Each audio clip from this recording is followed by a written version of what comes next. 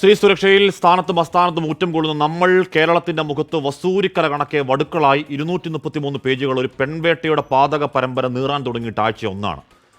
അങ്ങേയറ്റത്തെ തെമ്മാടിത്തരങ്ങളുടെ സാക്ഷ്യപത്രമായി വേട്ടയാടപ്പെട്ട സ്ത്രീകളുടെ കണ്ണീരിൽ കുതിർന്നൊരു വിലാപക്കെട്ട് കേരളം കാണാതിരിക്കാൻ കാലങ്ങളായി പറഞ്ഞ കള്ളവാക്കുകളുടെ തുടർച്ചയിൽ ജസ്റ്റിസ് ഹേമ വർഷങ്ങൾക്ക് മുൻപ് എഴുതിയ ഒരു കത്തിൽ ഇല്ലാവ്യാഖ്യാനങ്ങൾ ചമയ്ക്കുന്ന വ്യാജത്തിന്റെ തുടർച്ചയിൽ പരാതിയുണ്ടോ കേസെടുക്കാം എന്ന് മുഖ്യമന്ത്രിയുടെയും മന്ത്രിമാരുടെയും ഔദാര്യപ്പേച്ചിന്റെ കാലത്ത് കേവലം ഒരു വ്യവഹാരിയുടെ ഹർജിയിൽ പ്രഹരശേഷിയോട് ഇടപെടുന്ന നീതിപീഠം ആ നായാട്ട് വഴിയിൽ ഏതറ്റം വരെ പോകാൻ ദയരാഹിത്യമുള്ള 15 അംഗ പവർ ഗ്രൂപ്പിന്റെ രാഷ്ട്രീയാതീത കരുത്തിൽ ആ വിലാപങ്ങൾ ആറടി മണ്ണിൽ അടങ്ങിപ്പോകുമോ എന്ന ആശങ്കയിലാണ് ഇടപെടൽ. ജസ്റ്റിസ് മുഹമ്മദ് മുഷ്താഖ് സ്നേഹാദരങ്ങൾ അങ്ങ് പണ്ടേ നീതിമാനാണ്.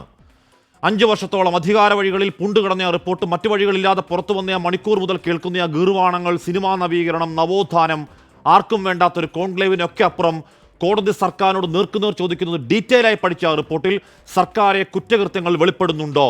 ഈ വർഷങ്ങൾ അത്രയും മേശപ്പുറത്ത് റിപ്പോർട്ട് ഇരിക്കുമ്പോഴും ഞാനൊന്നും കണ്ടില്ലേ, ഞാനൊന്നും വായിച്ചില്ലേ എന്ന് വ്യാജം പറഞ്ഞ് കണ്ണുപൊത്തി കളിച്ച സാംസ്കാരിക മന്ത്രിയുടെ സർക്കാർ ഏജ് പറയുന്നു ഉണ്ട്, കോടതി കുറ്റകൃത്യങ്ങൾ വെളിപ്പെടുന്നുണ്ട്.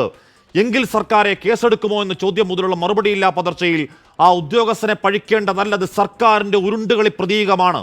ഇപ്പോഴും പറയലല്ലേ, വനിതാ കമ്മീഷൻ അടക്കം പരാതി ഉണ്ടെങ്കിൽ കൊണ്ടുപോവാ, കേസെടുക്കാമെന്ന വായ്ത്താരി. ആ വൈകൃത കൂട്ടങ്ങളുടെ വേട്ടയിൽ പൊറുതിമുട്ടി കിടപ്പറക്ഷണത്തെ എതിർത്താൽ ആട്ടിയോടിച്ച് ഔട്ട്കാസ്റ്റ് ആക്കപ്പെട്ടവരാണ്. പരാതിപ്പെട്ടാൽ ഈ 15 അംഗ തെമ്മാടിപ്പടയും അവർക്ക് കഞ്ഞിവെക്കുന്നവരും ചേർത്ത് കുടുംബത്തെ അടക്കം കൊലവിളിക്കുമെന്ന് ആദ്യപ്പെടുന്നവരാണ്.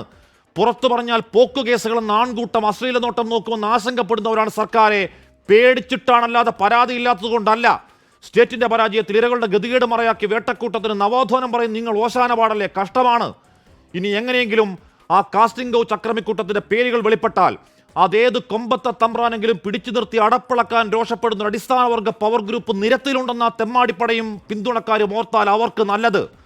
അടിച്ചിറക്കി വിടുന്ന ക്യാപ്സ്യൂളുകൾ വെച്ച് പ്രതിരോധം ചമയ്ക്കുന്ന പാവം കടന്നുകളെ വിട്ടേ കഥവരുടെ ഗതികേട്. പക്ഷേ മര്യാദകേടുകൾക്ക് കാവൽ നിൽക്കലാണെന്ന ഉത്തമ ബോധ്യത്തിൽ വെള്ളയടിപ്പാട്ടയുമായി ഇറങ്ങുന്ന മാധ്യമ വേഷധാരികളെ, ബുദ്ധിജീവി കാപട്യങ്ങളെ ഈ പെൺവേട്ടക്കിങ്ങിന് ഉളുപ്പില്ലാതെ കൂട്ടുനിൽക്കാൻ നായാടി കിട്ടിയ ചോരപ്പണത്തിൽ എത്രയാണ് നിങ്ങൾക്ക് ഈ പവർ ഗ്രൂപ്പിന്റെ മാസപ്പടി?